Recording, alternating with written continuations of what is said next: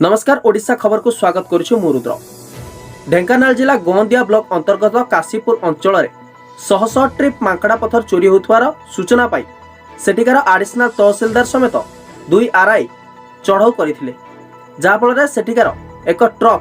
जबत होइथिला। काली आमर आडिशनल तहसीलदार आरआई पिंगुआ सड़ंगी जाइथिले आमर काशीपुर जो इलीगल एक्सट्रैक्शन होउची सेति पय जाइकी आमर गोटे ट्रैक्टर जो ट्रक टे गोटे सीज करिसेंती ताको आमे आमर थाना रे रखीछु वर्तमान आउ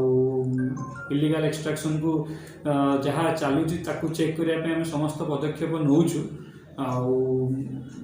आमे चाहूचु भी लोक माने के इलीगल एक्सट्रैक्शन करन लीगलाइज जहाँ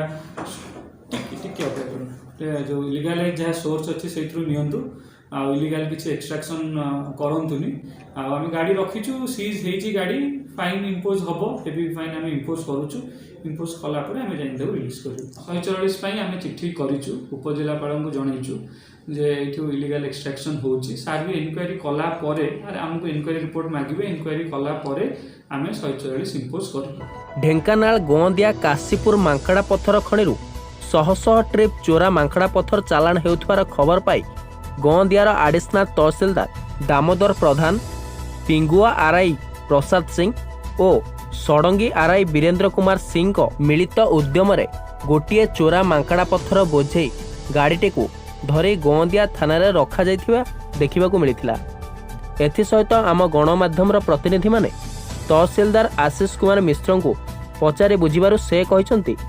जे गाड़ी उपरे उचित धरणर राजस्व आदाय करा सहित आगामी दिन में काशीपुर चोरा मांकड़ा पत्थर खଣି उपरे 144